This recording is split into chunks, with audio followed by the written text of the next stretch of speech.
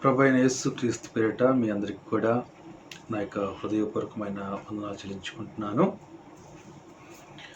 ఒకసారి మిమ్మల్ని అందరినీ కూడా ఈ యొక్క ఆన్లైన్ ద్వారా ప్రభు పేరిట పలకరిస్తున్నాను. దేవుడు మిమ్మల్ని ఎంతగానో తన యొక్క వాక్యంతో దీవించిన గాక. దేవునికి స్తోత్రం.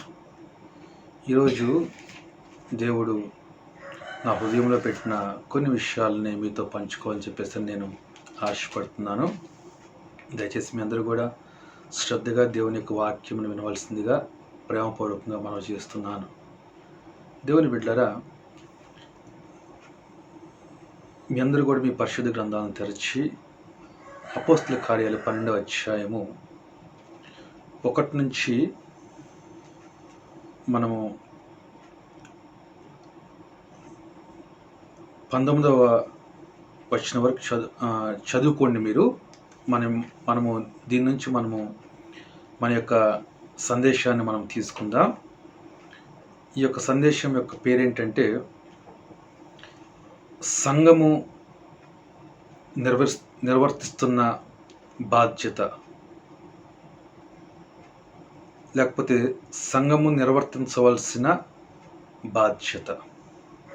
ఇది ఈ యొక్క సందేశం యొక్క పేరు కనుక దయచేసి మీ అందరూ కూడా శ్రద్ధగా దేవుని యొక్క వాక్యం వినవలసిందిగా నేను ప్రేమపూర్వకంగా మనం చేస్తున్నాను. మొట్టమొదటి కొన్ని విషయాలు నేను మీతో పంచుకుంటాను. అపోస్తల కార్యాలు 12వ అధ్యాయము 4వ వచనం నుంచి 6వ వచనం వరకు చదువుకుంటుద్దాం. అతనిని పట్టుకొని చెరసాలలో వేయించి పస్కా పండుగైన పిమ్మట ప్రజల యొద్దకు అతన్ని తేవాలని ఉద్దేశించి అతనికి కావలియుటకు 4 చతుష్టముల సైనికులను అతన్ని అప్పగించి పేతురు చెరసాలలో ఉంచబడెను. సంఘమైతే అతని కొరకు అత్యాశక్తి దేవునికి ప్రార్థన చేయుచుండెను. హేరోదు అతన్ని వెలుపలికి తీసుకొని రావాలని ఉండగా ఆ రాత్రి పేతురు 2 సంఖ్యలతో బంధింపబడి ఇద్దరు సైనికుల మధ్య నిద్రించుచుండెను. మరియు కావలివారు తలుపు ఎదుట చెరసాల కాచుకొనుచుండిరి. దేవునికి స్తోత్రం. దేవుని బిడ్డలారా, మనం ఎన్నో మార్లు ఈ యొక్క అపోస్తల కార్యములు 12వ అధ్యాయం నుంచి మనము దేవుని యొక్క వాక్యాన్ని చదివాము, దాని గురించి విన్నాం. అయితే మరొకసారి నేను ప్రభు యొక్క మహాకృపను బట్టి కొన్ని విషయాలు నేను మీతో పంచుకోవాలని చెప్పేసి ఆశపడుతున్నాను. చూడండి దేవుని బిడ్డారు, ఇక్కడ హేరోదు రాజు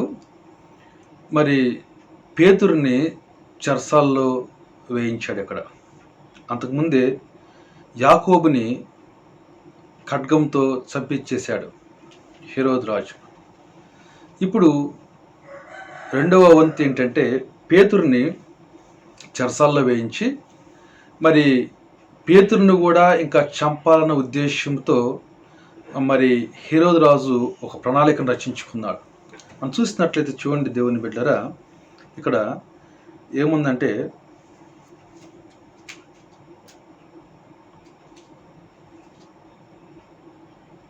దేవునికి స్తోత్రం, హల్లెలూయా.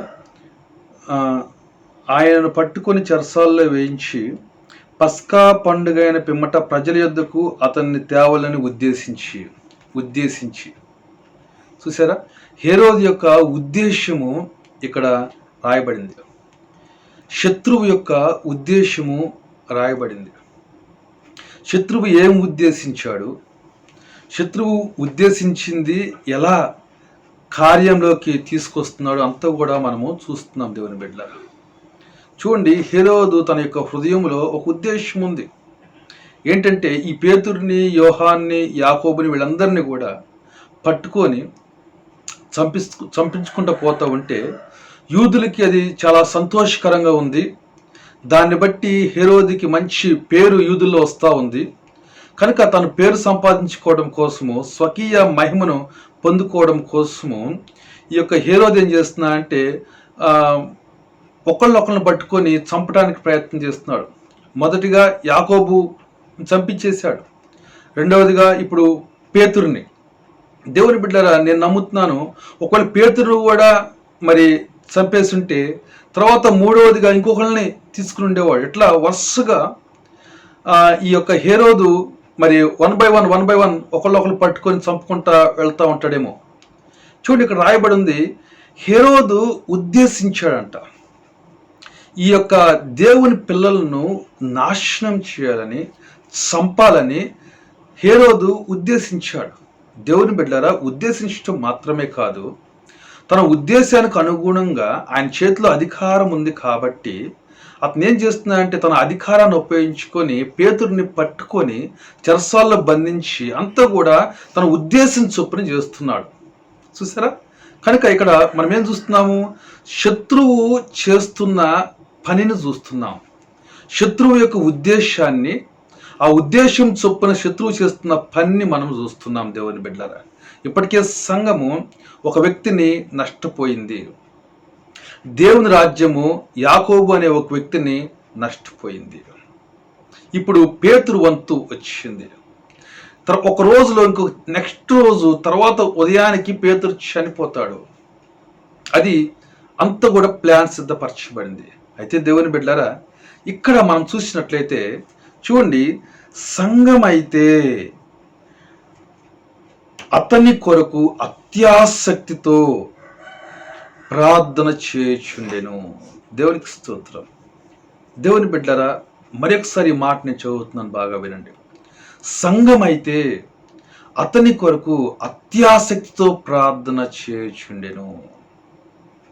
హల్లెలూయా. సంఘం ఏం చేస్తా ఉంది? సంఘము అత్యాసక్తితో పేతురు కొరకు దేవునికి ప్రార్థన చేస్తా ఉంది. చూడండి, మొట్టమొదట శత్రువు యొక్క ఉద్దేశాన్ని, శత్రువు చేస్తున్న పనిని మనం చూస్తున్నాం. దేవుని బిడ్డలారా, ఇక్కడ దేవుడి పనిని చూడట్లేదు, మనం దేవుడి యొక్క ఉద్దేశాన్ని చూడటం లేదు. దేవుడి యొక్క ఉద్దేశం రక్షించడమే, దేవుని యొక్క ఉద్దేశం కాపాడడమే, దేవుని యొక్క ఉద్దేశం స్వస్థపరచడమే, దేవుని యొక్క ఉద్దేశము నీ కుటుంబాలను బాగు చేయడమే, దేవుడి యొక్క ఉద్దేశము నిన్ను బతికించడమే. అయితే దేవుని యొక్క ఉద్దేశం నెరవేర్చబడటం మనం యొక్క చూడటంలా, శత్రువు యొక్క ఉద్దేశము, హేరోదు యొక్క ఉద్దేశము నెరవేర్చబడతా ఉంది. పేతురు యొక్క జీవితంలో చాలా వరకు దగ్గర 95% హేరోదు యొక్క ఉద్దేశం నెరవేర్చబడినట్లే. ఇంకొంచెము ప్రాణం తీయడానికి కొన్ని గంటల వ్యవధి మాత్రమే ఉంది. అయితే సంఘం ఏం చేస్తూ ఉంది? దేవుని బిడ్డరా, అత్యాసక్తితో పేతురు కొరకు దేవునికి ప్రార్థన చేస్తూ ఉంది. దేవునికి స్తోత్రం. దేవుని బిడ్డరా, సంఘము ప్రార్థన చేస్తున్నప్పుడు దేవుడు ఏం చేశాడంటే తన దూతని ఆజ్ఞాపించి, తన దూతను పేతురు యొద్దకు పంపించి పేతురిని ఆ చెరసాల నుంచి తీసుకొచ్చడం జరుగుతుంది. మనము అంతా కూడా మనము ఆ లేఖన భాగాన్ని చదివినట్లయితే మనం చక్కగా గ్రహించవచ్చు. దేవుని బిడ్డలారా, ఈ యొక్క ఆదివారం రోజు నేను మీతో ఏం చెప్పాలనుకుంటున్నా అంటే, చూడండి, శత్రువు ఉద్దేశాన్ని, శత్రువు పనిని మనం చూస్తున్నాం. అయితే శత్రువు ఉద్దేశాన్ని, శత్రువు పనిని చూసి దేవుడు డైరెక్ట్గా శత్రువుకు వ్యతిరేకంగా పనిచేయట్లేదు. ఇక్కడ సంఘము ప్రార్థన చేసింది. అంటే శత్రువు ఉద్దేశాన్ని చూసి, శత్రువు చేస్తున్న పనిని బట్టి ఎవరు కదిలారండి? ముందు సంఘము కదిలింది. సంఘం ప్రార్థన చేస్తూ ఉంది. సంఘము ప్రార్థన చేస్తున్నప్పుడు దేవుని బిడ్డలారా, దేవుడు పని చేయటం మనం చూసాం. అంటే శత్రువు యొక్క ఉద్దేశము, సంఘ ప్రార్థనను బట్టి దేవుడు శత్రువు యొక్క ఉద్దేశాన్ని, శత్రువు యొక్క పనిని నిర్వీర్యం చేశాడు, నిర్వీర్యపరిచాడు. చూసారా? ఒకవేళ గనక దేవుని బిడ్డరా సంఘమే ప్రార్థన చేయకపోయి ఉన్నట్లయితే ఏమై ఉండేది? పేతురు ప్రాణం కూడా పోయి ఉండేది. అందుకని దేవుడు, పరిశుద్ధాత్మ దేవుడు ఈ లేఖన భాగంలో సంఘము ఏం చేస్తూ ఉంది అనే మాటని ఇక్కడ రాయించాడు. శత్రువు ఏం చేస్తున్నాడో రాయించాడు, సంఘం ఏం చేస్తుందో రాయించాడు, దేవుడు ఏమి చేశాడో రాయించాడు. హల్లెలూయా. నీ జీవితంలో కూడా దేవుని బిడ్డలారా, శత్రువు ఏం చేస్తుంటాడో, నువ్వేం చేయాలి, నువ్వేం చేస్తే దేవుడు ఏం చేస్తాడు అనే విషయాలు మనము గ్రహించాలి. ఇక్కడ శత్రువు ఏమో నాశనం చేయాలని ఉద్దేశం కలిగి ఉన్నాడు. అయితే ఈ శత్రువు యొక్క ఉద్దేశాన్ని అడ్డుకోగలిగింది దేవుడే. సంఘము దేవునికి ప్రార్థన చేస్తూ ఉంది. అయితే దేవుడు సంఘ ప్రార్థనను బట్టి కదులుతున్నాడు ఇక్కడ. అందుకనే సంఘం అయితే అత్యాసక్తితో ప్రార్థన చేయుచుండెను. దేవుని బిడ్డలారా, ఈ యొక్క భయంకరమైన దినాల్లో మరి చూడండి, ప్రపంచము అంతా కూడా ఎంతో కీడుని ఎదుర్కొంటా ఉంది. అందరి సమస్య ఒకటే, ఇప్పుడు ప్రపంచం అంతటి సమస్య ఒకటే.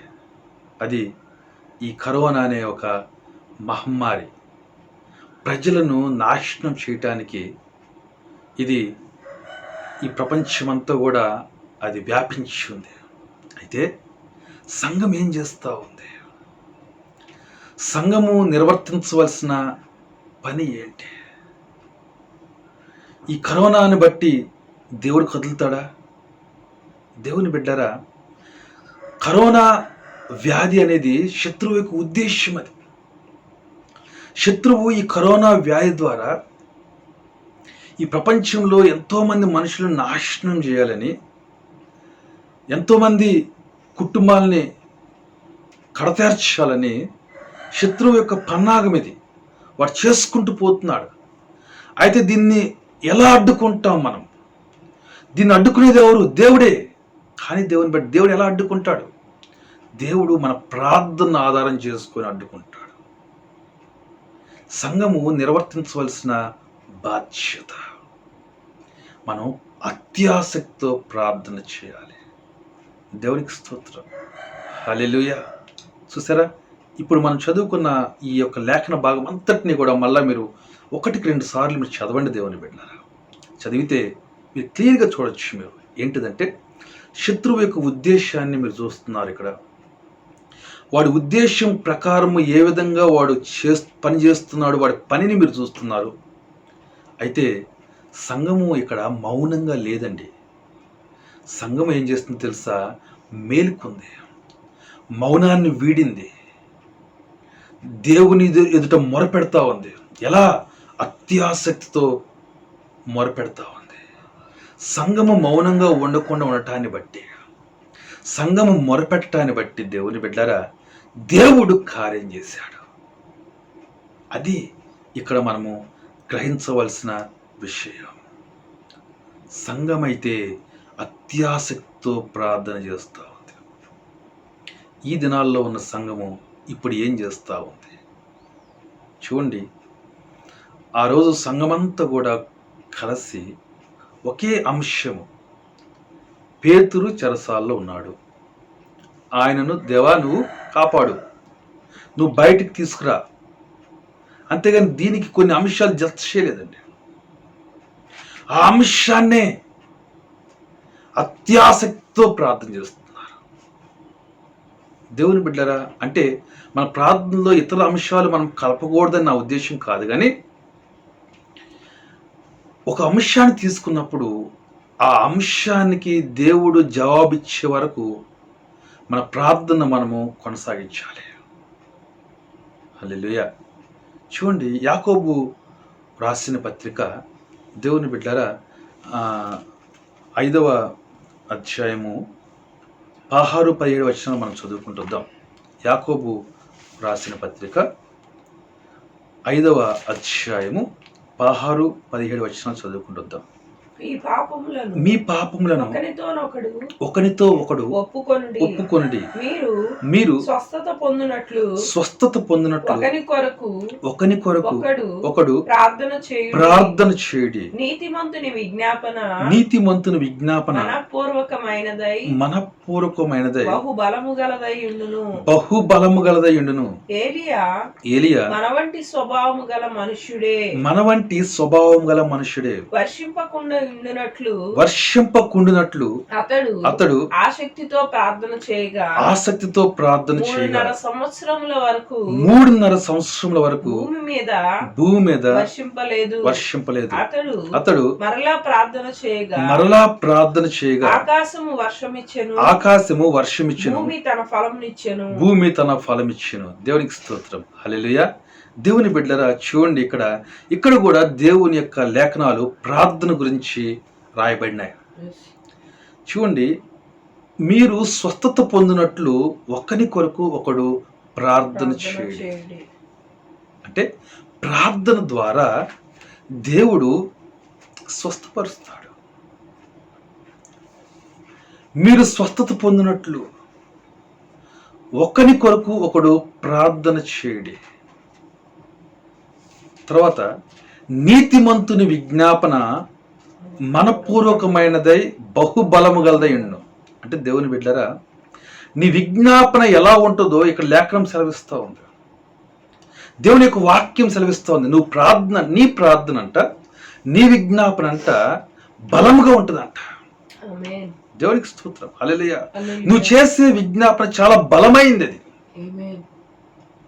మనము హృదయపూర్వకంగా మనస్ఫూర్తిగా మనం దేవునికి ప్రార్థన చేస్తున్నప్పుడు అది చాలా బలంగా ఉంటుంది. దేవుని బిడ్డలారా, మనం ఏదో పెదవులతో ప్రార్థన కాదు, హృదయపూర్వకమైన ప్రార్థన. దేవుని బిడ్డలారా, ఈ యొక్క దినాల్లో ఈ ప్రజలు నశించిపోతున్నారు. ఈ దినాల్లో నీ హృదయం ఎలా స్పందిస్తూ ఉంది? నువ్వు ఏం చేస్తున్నావు? సంగమా, మనము నెరవేర్చవలసిన మన యొక్క కర్తవ్యం ఏంటి? మన బాధ్యత ఏంటి? మనము బాధ్యతను తీసుకుంటున్నామా ఈ నశించిపోయే జనాంగం పట్ల? మనం బాధ్యతను తీసుకుంటున్నామా ఈ యొక్క పాడైపోతున్న ఈ యొక్క ప్రపంచం పట్ల? నీ బాధ్యతను నెరవేరుస్తున్నావా? దయచేసి ఆలోచించి దేవుని బిడ్డ. చూడండి, ఇక్కడ నీతిమంతుని విజ్ఞాపన, మన విజ్ఞాపన దేవుని ఎద్దుకు వెళ్ళాలి. అది మనస్ఫూర్తిగా మనపూర్వకమైనదే బహుబలముగా ఉంటుందంట. దీనికి ఒక ఉదాహరణ చెప్తున్నారు. ఇక్కడ ఏలియా గురించి చెప్తున్నారు. ఏలియా మన వంటి స్వభావం గల మనుష్యుడే. హల్లెలూయా. అంటే మనలాంటి స్వభావం కలిగిన వాడు కొన్ని వందల సంవత్సరాల క్రితము, కొన్ని వేల సంవత్సరాల క్రితము దేవుని బిడ్డలారా ఒక వ్యక్తి జీవించాడు. అతని పేరు ఏలియా. అతను ఉదాహరణగా చెప్తున్నాడు. ఆయనంట వర్షింపకుండినట్లు అతడు ఆసక్తితో ప్రార్థన చేయగా. చూడండి, అతడు ప్రార్థన చేయగా అని చెప్పడం లేదండి, ఆసక్తితో ప్రార్థన చేశా అంట. ఎట్లా ప్రార్థన చేశాడు? ఆసక్తితో ప్రార్థన చేశాడు. దేవునికి స్తోత్రం. ఆసక్తితో ప్రార్థన చేస్తే ఆ ప్రార్థనను బట్టి 3.5 సంవత్సరముల వరకు భూమి మీద వర్షం పడలేదు. అంటే ఆసక్తితో చేసిన ప్రార్థనకు దేవుడు జవాబిచ్చాడు. హల్లెలూయా. ఎందుకు వర్షము పడకుండా ఉండాలని ప్రార్థన చేశాడు ఆయన? తర్వాత మళ్ళీ అదే ఏలియా కొన్ని దినాలు అయిన తర్వాత మరలా ప్రార్థన చేశా అంట. మళ్ళా ఆకాశము వర్షం ఇచ్చింది, భూమి తన ఫలం ఇచ్చింది. అతను వర్షం పడొద్దని ప్రార్థన చేసినప్పుడేమో ఆకాశం వర్షం ఇవ్వలేదు, భూమి ఫలం ఇవ్వలేదు. ఎందుకంటే వర్షం బట్టి ఫలం ఉంటుంది. మరలా ప్రార్థన చేశాడు ఆసక్తితో, వర్షం వచ్చింది, ఆకాశము, భూమి తన ఫలం ఇచ్చింది. ఆసక్తితో ప్రార్థన. దేవుని బిడ్డ, నీ ఆసక్తి చెదిరిపోయిందా? లేకపోతే నీ ఆసక్తి నిలిచి ఉందా? నువ్వు ఆసక్తితో ప్రార్థన చేస్తున్నావా? జవాబు వచ్చిందాకా ప్రార్థన చేస్తున్నావా? ఏలియా దినాల్లో దేవుని బిడ్డారా, మీ అందరికీ తెలుసు, ప్రజలందరూ కూడా, ఇజ్రాయేల్ ప్రజలందరూ కూడా అన్య దేవతలను పూజిస్తున్నారు, బయలు దేవతలను పూజిస్తున్నారు, బయలుని దేవుడని మొక్కుతున్నారు. వీళ్ళ విశ్వాసం ఏమైందంటే బయలు వలన వర్షాలు పడతాయి, బయలు వలన పంటలు బాగా పండుతాయి, అషేరా దేవి వలన పిల్లలు పుడతారు అనే ఒక విశ్వాసంలోకి ఈ యొక్క ప్రజలు, ఇజ్రాయెల్ ప్రజలు వెళ్ళిపోయారు. చాలామంది ఆత్మీయంగా వెనకబడిపోయారు. ఆహాబు రాజు, ఇజ్బేలు తన భార్య, ఆహాబు భార్య, వీళ్ళు ఈ ప్రజలందరూ కూడా పాపం చేయడానికి ముఖ్య కారణం అయిపోయారు. ఈ దినాల్లో దేవుని బిడ్డరా, ఏలియా రోషము కలిగి దేవుని సేవిస్తున్నాడు. దేవుని సన్నిధిలో ఒక రోషం ఉంది ఏలియాకి. రోషంతో దేవుని అడుగుతున్నాడు, దేవా చూడు, వాళ్ళు ద్విమనస్కులు ఉన్నారు, వాళ్ళు బయలుని ఆరాధిస్తున్నారు, వాళ్ళ విశ్వాసం చెదిరిపోయింది. పంటలు పండించేది బయలంట, వర్షం పంపించేది బయలంట. సత్యం ఎవరు? సత్యమేంటి? వర్షం పంపించేది నీవు, పంటలు పండించేది నీవు, పిల్లల్నిచ్చేది నీవు. కానీ వాళ్ళు నీకు రావాల్సిన మహిమను, నీకు చెందవలసిన మహిమను వాళ్ళు బయలుకి చెందే విధంగా చేస్తున్నారు. వాళ్ళు తప్పిపోయారు, వాళ్ళ విశ్వాసంలో, వాళ్ళ ఆరాధనలో తప్పిపోయారు. దేవుని బిడ్డలారా, ఏలియా ఆ విధమైన రోషంతో దేవుని సన్నిధిలో కనిపెడుతున్నాం. అప్పుడు దేవుడు ఏం చేశాడు తెలుసా? వాళ్ళ విశ్వాసాన్ని మార్చడం కోసం, అంటే వాళ్ళు నమ్మింది తప్పు, వాళ్ళు నమ్మింది అబద్ధం అని తెలియజేయడం కోసము వర్షము పడకుండా ఏలియాని ప్రార్థన చేయమని దేవుడు నడిపించాడు. దేవుని బిడ్డలారా, బయలు వర్షము పంపగలని వాళ్ళు నమ్ముతున్నారు. ఏలియా ప్రార్థన చేశాడు. తర్వాత ఏలియా ఆహాబుకి చెప్పాడు, మళ్ళా నేను చెప్పేదాకా వాళ్ళ వర్షం పడదు. ఆహాబు వీళ్ళందరూ ఏమనుకున్నారు? వర్షం పంపడం బయలు చేతిలో ఉంది, నీ చేతిలో ఏముంది, యెహోవా చేతిలో ఏముంది అని నమ్ముతున్న ప్రజలు, వాళ్ళు అలా ఆలోచిస్తున్న ప్రజలు. 3.5 సంవత్సరాలు వర్షం పడలేదు. 3.5 సంవత్సరాలు వాళ్ళు కూడా ఆసక్తితో, వాళ్ళు కూడా మరి కంటిన్యూస్గా, అంటే నిరాటంకంగా బయలుకి మొక్కుతూనే ఉన్నారు. అయినా కానీ వర్షం పడలేదు. ఏమైంది దేవుని బిడ్డలారా? బయలు చేతిలో వర్షం పంపడం అనేది లేదు, అది దేవుని చేతిలో ఉంది అని ఏలియా ఆ విషయాన్ని తెలియజేయడం కోసం ఆయన ఆసక్తి కలిగి ఉన్నాడు. అది సంగమ దేవుని బిడ్డలారా. చూడండి, ఏలియా నీతిమంతుడు, ఈ భూమి మీద దేవునికి వ్యతిరేకంగా జరుగుతున్న కార్యాల పట్ల ఎలా స్పందిస్తున్నాడు. ఏమండి, ఏలియాని కించపరిచారని ఆయనకు ఆసక్తి రాలేదు, లేకపోతే ఏలియాకి ఆహారం లేదని ఆసక్తి కాదు, అది ఏలియా యొక్క సొంత అవసరం కాదండి. దేవుడిని సేవించకుండా ప్రజలు తప్పిపోయినందుకు ఏలియాకి రోషం వచ్చింది, ఏలియాకి ఆసక్తి వచ్చింది. అందుకు ఏలియా ఆసక్తితో ప్రార్థన చేశాడు. తర్వాత మళ్ళా ఏలియా ప్రార్థన చేశాడు వర్షం పంపాలని. ఆ టైంకి దేవుని బిడ్డలారా, ప్రజల్లో ఒక ఆందోళన వచ్చింది, ఒక కన్ఫ్యూజన్ వచ్చింది. బయలుదేవుడా యెహోవా దేవుడా? బయలుదేవుడు అయితే మరి వర్షం పంపాలి కదా, పంపట్లేదంటే 3-4 సంవత్సరాల నుంచి కరువుతో మనం అల్లాడిపోతున్నాం, అసలు ఎవరు దేవుడు అనే ఒక కన్ఫ్యూజన్లోకి వచ్చేసారు వాళ్ళు. అప్పుడు దేవుని బిడ్డలారా, ఏలియా మళ్ళా ప్రార్థన చేసి వర్షం పడే విధంగా ఏలియా చేశాడు. చూసారా, ఇది ఎలా సాధ్యమైంది? ప్రార్థన ద్వారా. ఆసక్తితో ఏలియా ప్రార్థన చేశాడు. దేవుని బిడ్డలారా, సంగమా, ఈ దినాల్లో సంఘం ఏం చేస్తూ ఉంది? ఆసక్తితో ప్రార్థన చేస్తూ ఉందా? ఓ విశ్వాసి, నేను నిన్ను ప్రభువు పేట ఒక విషయాన్ని అడుగుతున్నాను. నీవు ఆసక్తితో ప్రార్థన చేస్తున్నావా? ఎందుకంటే నీ ప్రార్థన బట్టి దేవుని కార్యాలు ఉంటాయి. నేను మొట్టమొదటి మీకు చూపించాను.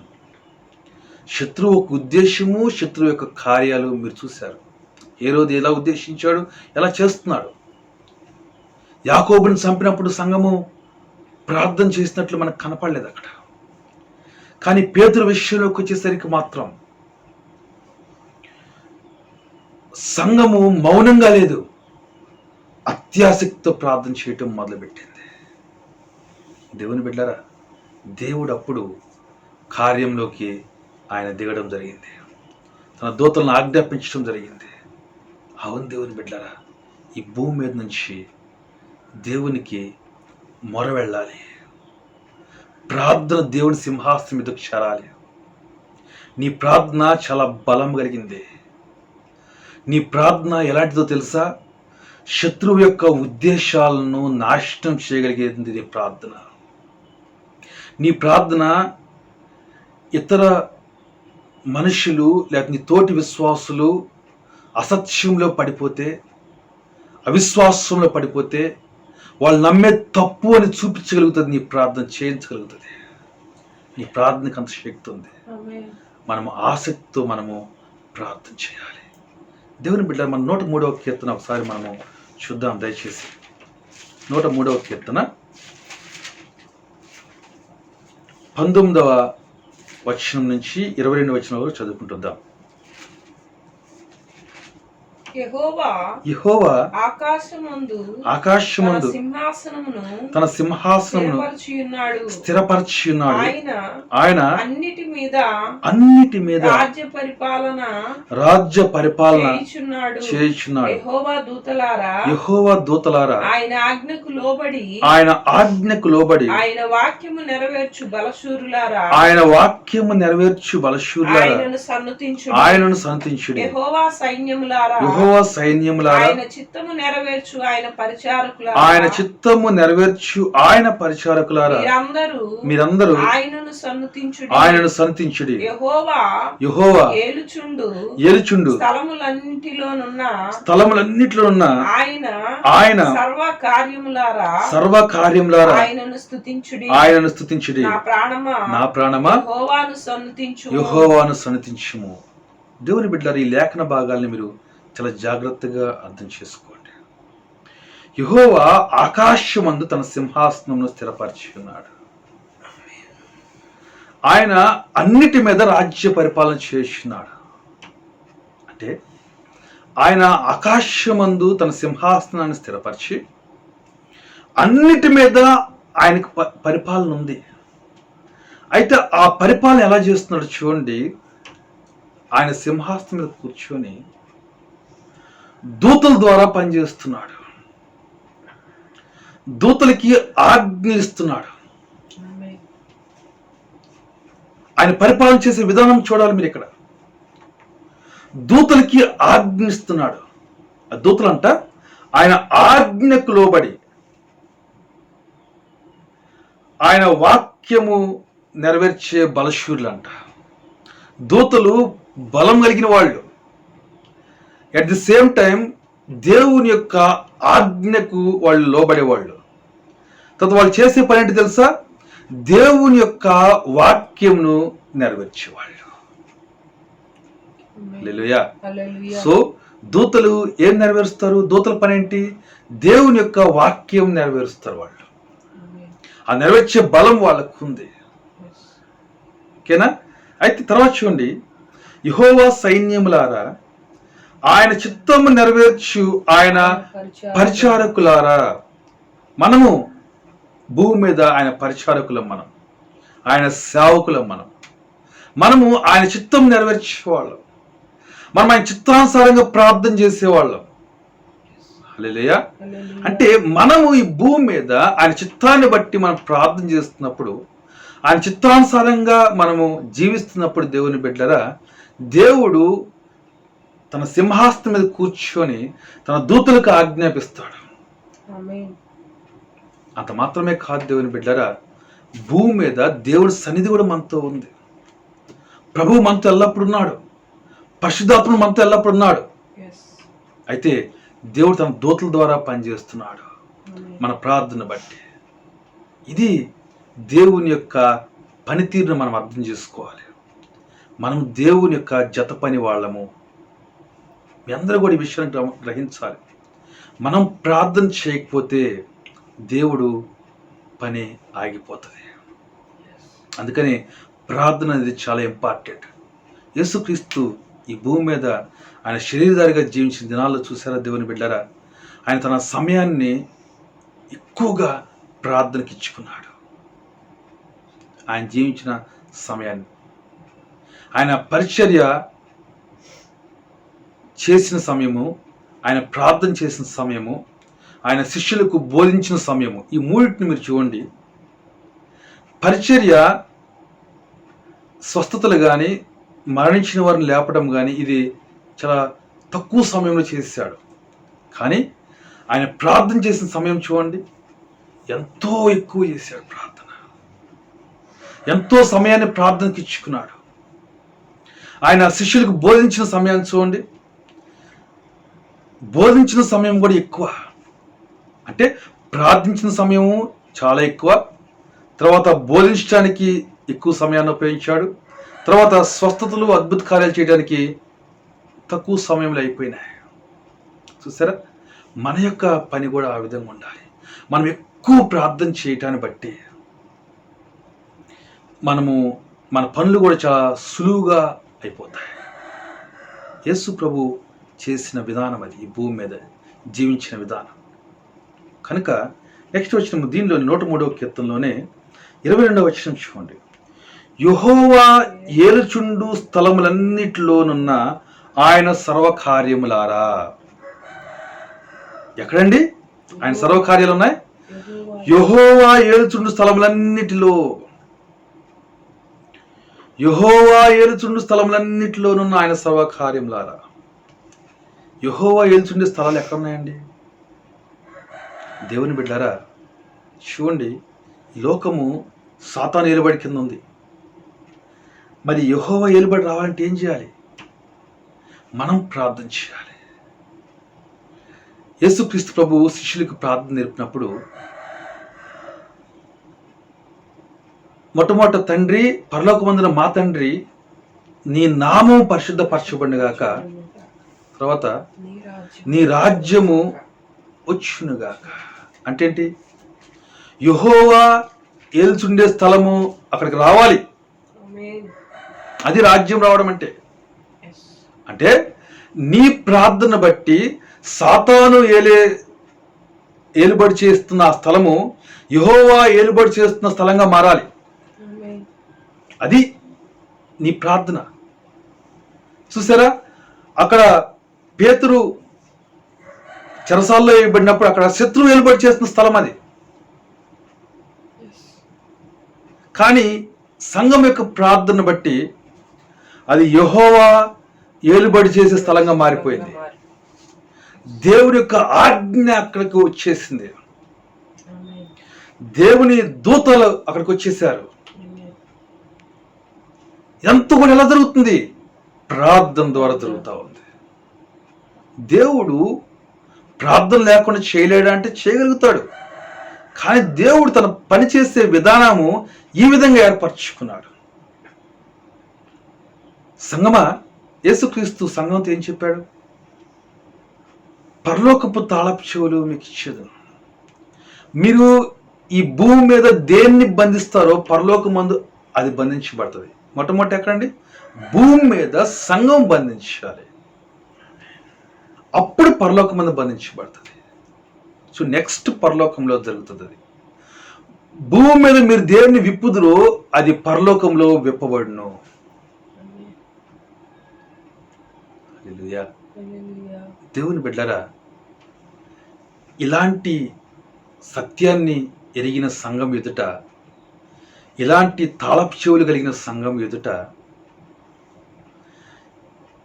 బండ మీద యేసయ్య చేత కట్టబడుతున్న సంఘం ఎదుట పాతాళ లోకపు ద్వారములు నిలువనేరు.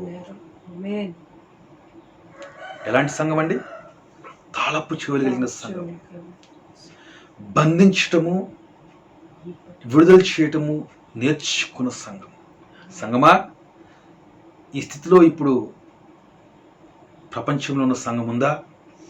దేవుడు సంఘాన్ని ఈ స్థితిలోకి లేపాలని దేవుడు ప్రయత్నం చేస్తున్నాడు. దేవుడు సంఘంలో పనిచేస్తున్నాడు. హల్లెలూయా. సమాధానకర్త యొక్క దేవుడు శీఘ్రముగా సాతాన్ని మీ పాదముల కింద చితకు తొక్కించునని దేవుని యొక్క వాక్యం సెలవిస్తా ఉంది. కనుక దేవుని కార్యములు జరగాలి అంటే అక్కడ దేవుడు ఏలుబడి చేసే స్థలం రావాలి అక్కడికి. అది 103:22 మనం చూస్తున్నాం. ఆ స్థలం రావాలి అక్కడికి. అది ఆత్మ సంబంధమైన స్థలం. అది దేవుని రాజ్యం. అది వస్తుందంట. అంటే పరలోకం అక్కడికి వచ్చేస్తుంది, ఎక్స్టెండ్ జరుగుద్ది, దేవుడి రాజ్యము విస్తరించుద్ది అట్లా మన ప్రార్థన ద్వారా. దేవుని బిడ్డలారా, దేవుడు, దేవుని దూతలు, మన ముగ్గురము కలిసి ఈ భూమి మీద దేవుని రాజ్యాన్ని విస్తరించాలని దేవుని యొక్క చిత్తమైంది. ఇది సంఘము గ్రహించాలి. హల్లెలూయా. సో ప్రస్తుత పరిస్థితుల్లో సంఘము ఏం చేస్తూ ఉంది? సంఘం యొక్క బాధ్యత ఏంటి? సంఘంను పరిశుద్ధాత్మ దేవుడు ఏ విధమైన ప్రార్థనలోకి నడుపుతున్నాడు? సంఘం యొక్క అంతరంగంలో పరిశుద్ధాత్మ దేవుడు ఎలా పనిచేస్తున్నాడు? ఇది చాలా అవసరం. దేవుని బిడ్డలారా, నీలో ఆసక్తి ఉందా? లేకపోతే చూడండి, సాతాను ఒక్కొక్కసారి మనకు అబద్ధాలు చెప్తాడు. అదేంటంటే, నువ్వు ప్రార్థన చేస్తే జరుగుద్దా? నీ ప్రార్థన బలమైందా? దేవుని బిడ్డ, దేవుని యొక్క వాక్యం సెలవిస్తుంది, నువ్వు నీతిమంతుడు అయితే నీ ప్రార్థన బలమైందంట. బలమైంది నీ ప్రార్థన. దేవుని యొక్క వాక్యం ఆ విధంగా సెలవిస్తుంది. కనుక నువ్వు ప్రార్థన చేసేటప్పుడల్లా నువ్వు నమ్ము, నీ ప్రార్థన బలమైందని. ఏలియా ఒక్కడే, కానీ ఆ దేశం అంతటిని ఆయన దేవుని వైపుకి తిప్పగలిగాడు. ఒక్కడే. నువ్వు అనుకోవచ్చు, నేను ఒక్కడిని చేస్తే వద్దా? దేవుని బిడ్డలారా, మనం వ్యక్తిగతంగానే చేయాలి, సమూహంగానే చేయాలి. సంఘం అంటే 1000 మంది ఉంటే సంఘం అని కాదు. 2-3 కలిసిన్నా అది సంఘమే. నువ్వు వ్యక్తిగతంగా చేయాలి, 2-3 కలిసైనా చేయొచ్చు. మనకి దినాల్లో ఎంతో గొప్ప అవకాశం ప్రార్థన చేయడానికి. ఈ కరోనా అనే మహమ్మారిని మన ప్రార్థన ద్వారా మనం ఎదుర్కోలేమంటారా? మనం ఛాలెంజ్గా తీసుకోవాలి. దేవుని యొక్క చిత్తం ఏంటి అసలు? దేవుని చిత్తము మనుషులను రక్షించడం, మనుషులను తన వైపు తిప్పుకోవడం, మనుషులు నిజదేవుని ఎరగడం, మనుషులకు తన యొక్క రక్షణ కృపని అనుగ్రహించడం దేవుని చిత్తం. దేవుని బిడ్డలారా, చూడండి, దేవుని యొక్క వాక్యం సెలవిస్తుంది, అపవాది అంట గర్జించు సింహం వలె ఎవడిని మృంగుద్నా అని. ఎందుకు? సమయం కొద్దిగానే ఉందని వాడికి తెలిసింట. అంటే వాడు సమయాన్ని బట్టి కొద్దిగా ఉంది, సాధ్యమైనంత వరకు మనము ఎంత ఎక్కువ మందిని మింగేయగలిగితే అంత ఎక్కువ మంది మింగేసేయాలి. అందుకని వాడు అటు ఇటు తిరుగులాడుతున్నా అంట. అపవాది గర్జన సింహం వలె మృంగటానికి. దేవుని బిడ్డలారా, మనము కూడా ఈ సమయంలో వాడు మింగకుండా మన ప్రార్థన అడ్డుకోవాలి. ఎంతమంది మనుషులు మింగుతున్నాడు వాడు చూడండి ఒకసారి. సంఘముని అపవాది ప్రార్థన చేయకుండా డిస్ట్రాక్ట్ చేస్తున్నాడు, లేకపోతే అబద్ధాలు చెప్పి వీక్ చేస్తున్నాడు సంఘాన్ని. నీ హృదయంలో అపవాది యొక్క అబద్ధానికి చోటు వద్దు అని బిడ్డలారా. నీ ప్రార్థన చాలా శక్తివంతమైంది. అయితే నువ్వు ఒకసారి ప్రార్థన చేయగానే ఇమీడియట్గా దేవుడి కార్యం జరుగుద్దా అంటే జరుగుతాయి. కొన్నిసార్లు ఒకసారి జరగవు. నువ్వు కొంతకాలం ప్రార్థన చేయాలి. నువ్వు కొంతకాలం దేవుని సన్నిధిలో వేచి ఉండాలి. అదే మొరని నువ్వు దేవుడి సన్నిధిలో పంపుతుండాలి. అప్పుడు ఆ కార్యాలు జరుగుతాయి. లూకాసు వార్త 18వ అధ్యాయం మనం చూసినట్లయితే దేవుని బిడ్డరా, 1 నుంచి మనము 8 వచనాల వరకు చూసినట్లయితే లూకాసు వార్త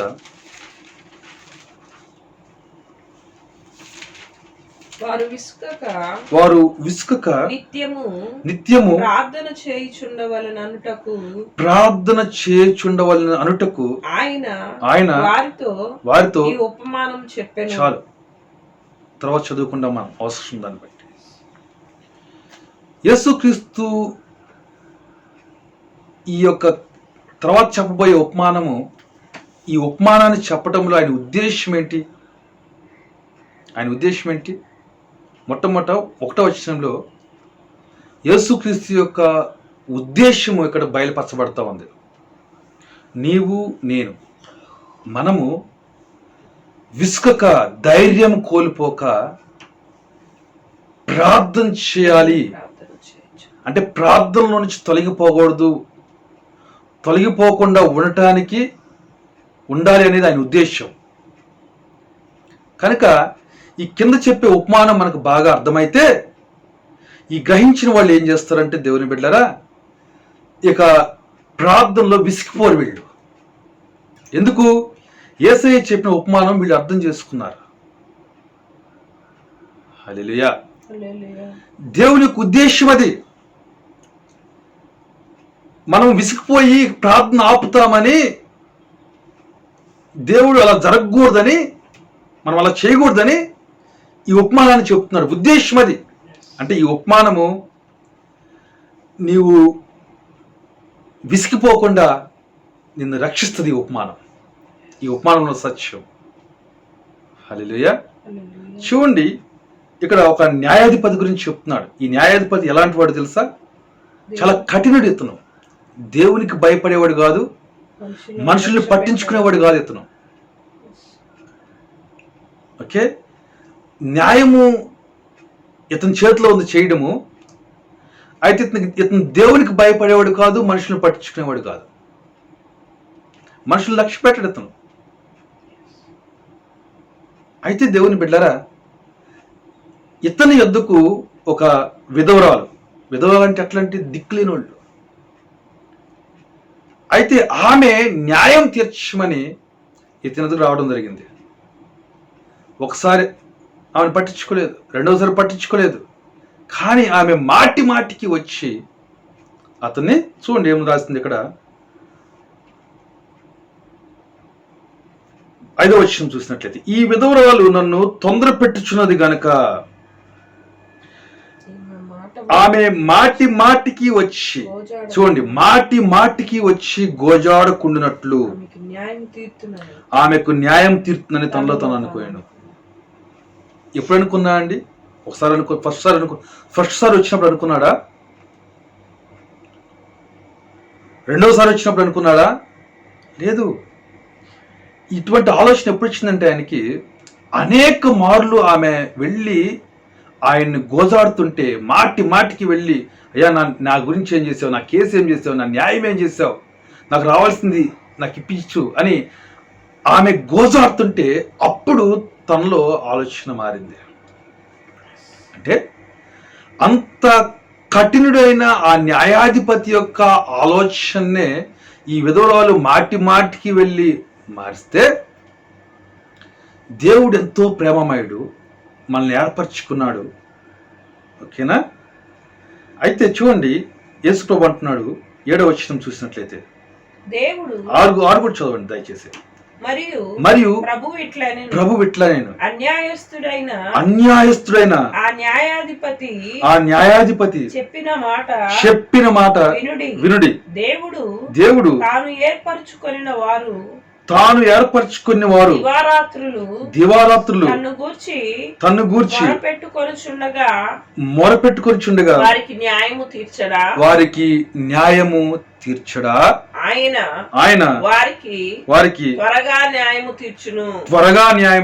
వారి విషయమే గదా ఆయన దీర్ఘ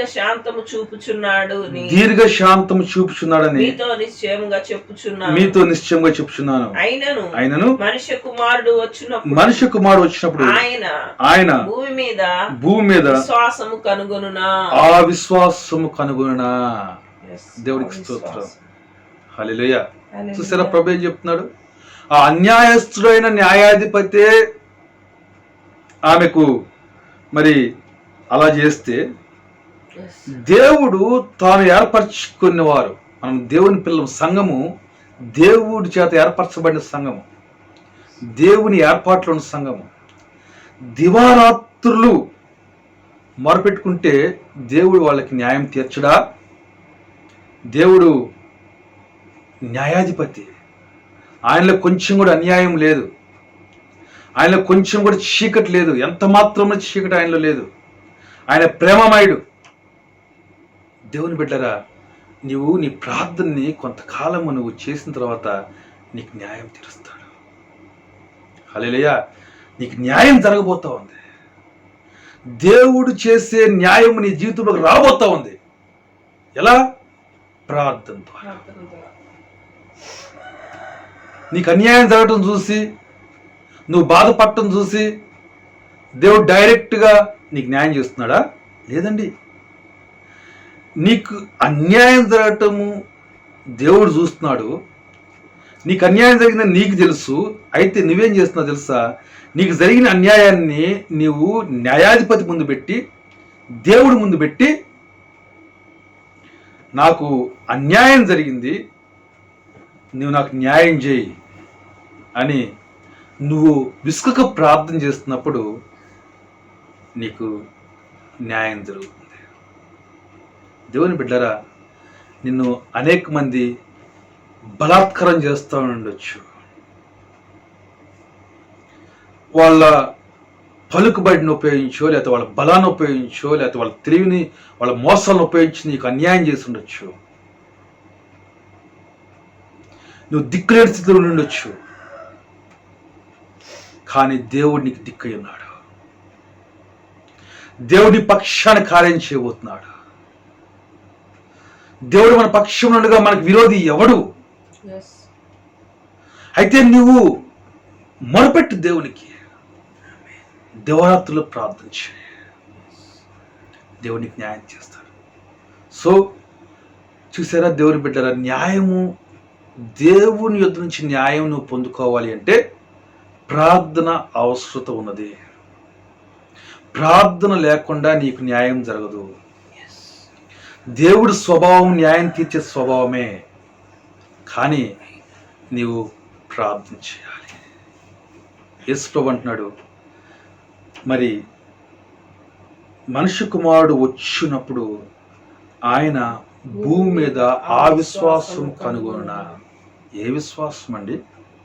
ఏ విశ్వాసము? ఒకటి, విసిగిపోకుండా ప్రార్థన చేసే విశ్వాసము. రెండోది, నీకు దేవుడు న్యాయం చేయటానికి నీకున్న అర్హతలు నువ్వు చూపించగలిగే ఒక స్థితి నీకు ఉండాలి. ఒక స్థితి నీకు ఉండాలి. అయ్యా, ఇది న్యాయపరంగా నాకు చెందింది, ఇది నాకు కావాలి, కానీ శత్రువు నాకు రాకుండా చేస్తున్నాడు. అయ్యా, మేము నీ సొత్తు, మా పిల్లలు మాకు చెందాలి, కానీ మా పిల్లలు శత్రువు చేతిలో ఉన్నారు.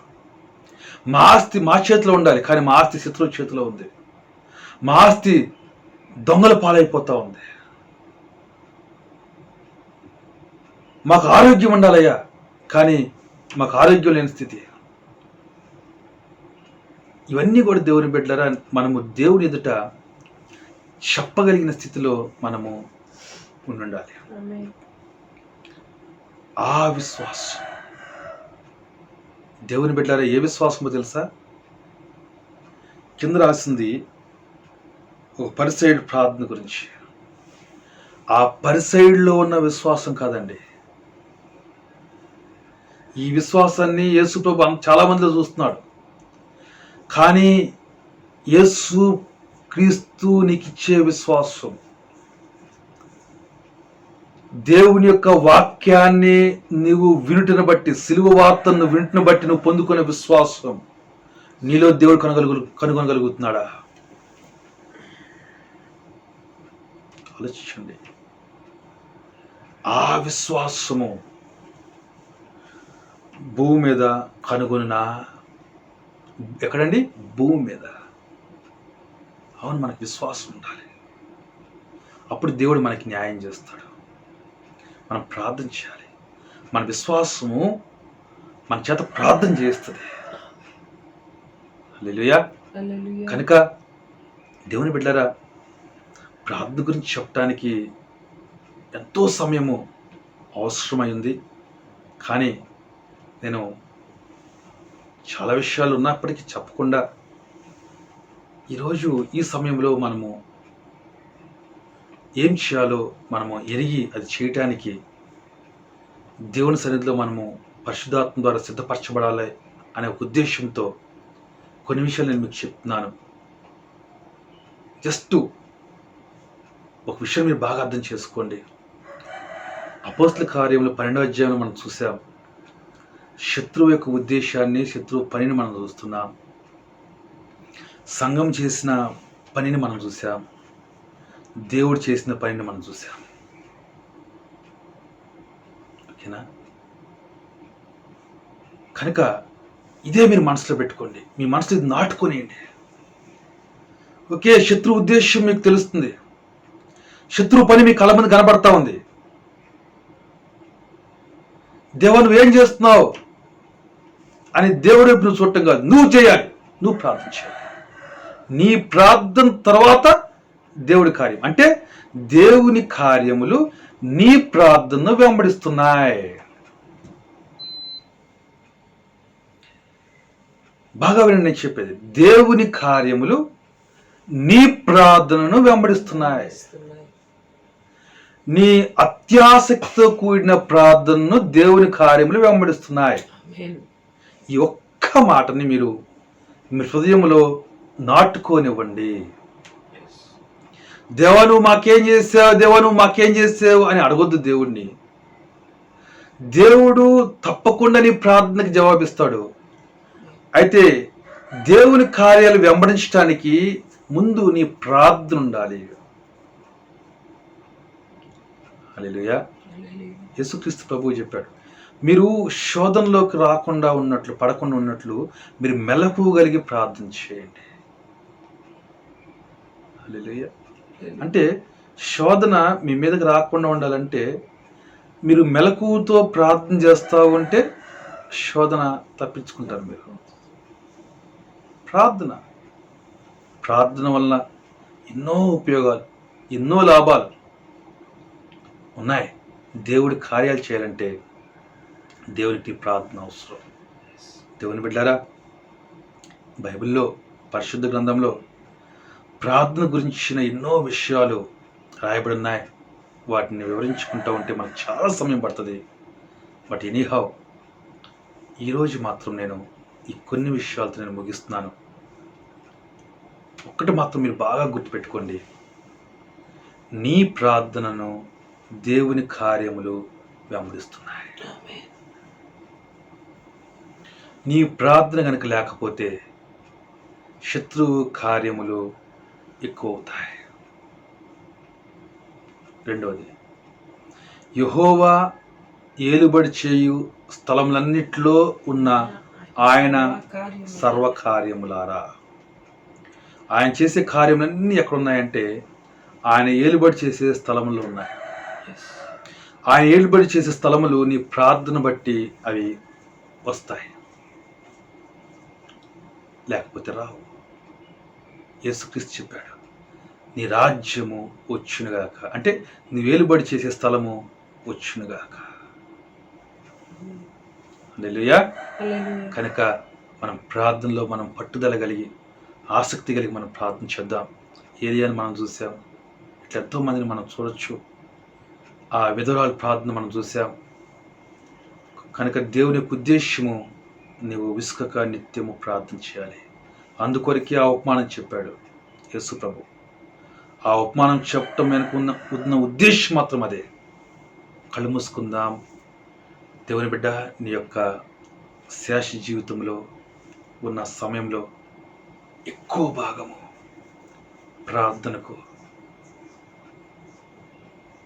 తర్వాత ఇంకొంత సమయము పరిచర్యకు, నీ కుటుంబ పనులకు ఇచ్చుకునే వాళ్ళగా మనం ముందుముగాక.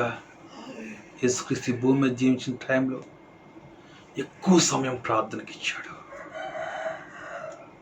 ఎక్కువ సమయం ప్రార్థనకి ఇచ్చాడు.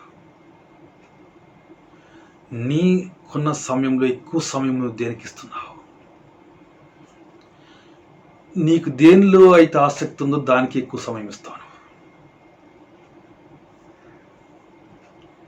నీవు ప్రార్థన చేయడానికి చాలా సమస్యలు ఈ లోకంలో ఉన్నాయి. వాటిని బట్టి నువ్వు ప్రార్థన చేయొచ్చు, కానీ వాటిని నువ్వు పట్టించుకోవడం లేదేమో. వాటి మీద నువ్వు మనసు పెట్టి, ఎందుకు ఈ సమస్య ఉంది, దీనికి నేనేం చేయగలుగుతాను, నేనేమైనా చేయగలుగుతానా అని నువ్వు ఆలోచిస్తే నువ్వు ప్రార్థన చేయొచ్చు. నీ ప్రార్థనకి దేవుడు జవాబు పంపుతాడు. కళ్ళు మూసుకుందా. మీ అందరి కొరకు నేను ప్రార్థన చేస్తాను. మీరు ఒక తీర్మానం చేసుకోండి.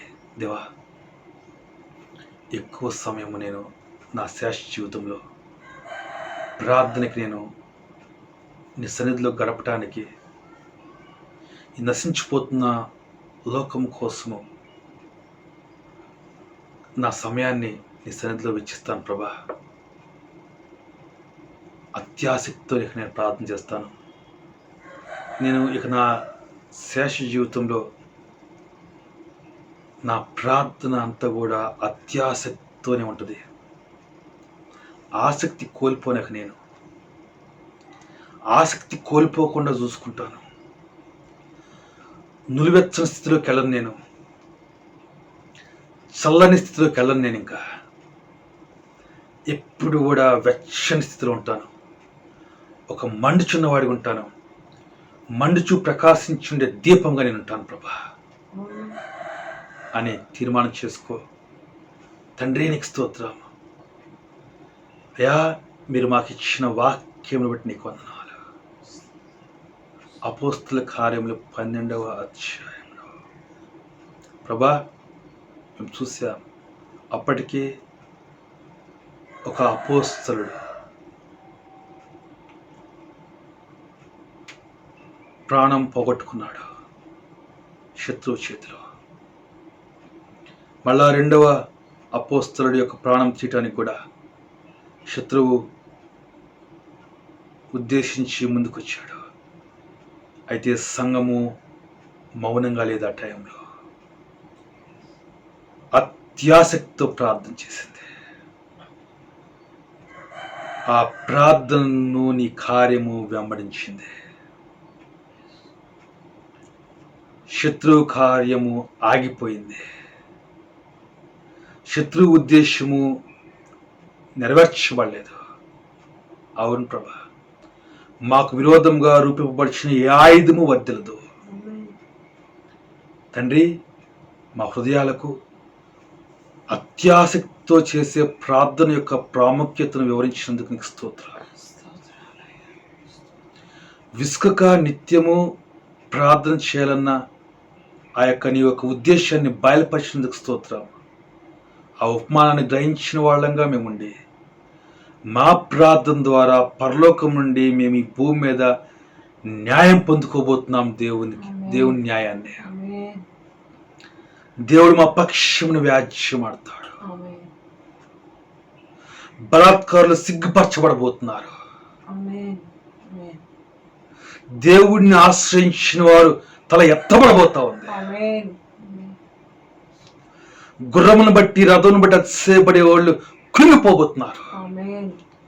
నీ నామను బట్టి అతిశయపడే వాళ్ళు లేచి చక్కగా నిలబడబోతున్నారు. నువ్వు మా పక్షం ఉన్నావు, మాకు విరోధంగా ఏది నిలవలేదు. అయా మాకు ప్రార్థన నేర్పు. నీవు ఏల్చుండే స్థలాన్ని మేము మా ప్రార్థన ద్వారా తీసుకురాగలగాలి, కదిలించగలగాలి. శత్రువు ఏల్చుండే స్థలంలోకి తీసుకొచ్చి దాన్ని నెట్టివేయాలి. స్థలాన్ని నెట్టివేయాలి. రాజ్యం నీది, మహిమ నీది, ప్రభావం నీది. మేము నీ ప్రజలం ప్రభా, ప్రార్థించే ప్రజలము, ఆసక్తితో ప్రార్థించే ప్రజలము. మా ఆసక్తితో కూడిన ప్రార్థనని నీ కార్యములు వెంబడించునుగాక. యేసు నామములో సంఘమును దీవిస్తున్నందుకు వందనాలు చేస్తూ అడుగుచున్నా తండ్రి, ఆమేన్. మీ అందరికీ కూడా మరి నా యొక్క హృదయపూర్వకమైన వందనాలు మరి ఒకసారి చెల్లించుకుంటున్నాను. ఒక చిన్న విజ్ఞప్తి, మీ అందరూ కూడా మరి ఈ యొక్క వాక్యం మీకు ఆశీర్వాదకరంగా ఉన్నట్లయితే మీ కుటుంబ సభ్యులందరూ, మీ స్నేహితులు, మీ బంధుమిత్రులు చూసే విధంగా మీరు వాళ్ళని ప్రేరేపించండి. ఇంకా ఎవరైనా సబ్స్క్రైబ్ చేసుకొని వాళ్ళ ఛానల్ని, ప్రశాంత్ కుమార్ జీ అనే ఛానల్ని సబ్స్క్రైబ్ చేసుకొని వాళ్ళు దయచేసి మీరు సబ్స్క్రైబ్ చేసుకోండి. సబ్స్క్రైబ్ చేసుకున్న వాళ్ళు ఏం చేస్తారంటే అక్కడ యూట్యూబ్ దగ్గర ఒక గంట గుర్తు ఉంటుంది, గంట గుర్తు, బెల్ సింబల్. దాని మీద మీరు ప్రెస్ చేసినట్లయితే మనం ఎప్పుడెప్పుడైతే ఈ వీడియోస్ని అప్లోడ్ చేస్తున్నామో దాని యొక్క నోటిఫికేషన్స్ అన్నీ కూడా మీకు తెలియజేయబడతా ఉంటాయి. కనుక ఈ విషయాన్ని మీరు దయచేసి పాటించవలసిందిగా ప్రభుపేట మీకు ప్రేమపూర్వకంగా మనం చేసుకుంటున్నాను. దేవుడు మిమ్మల్ని దీవించునుగాక.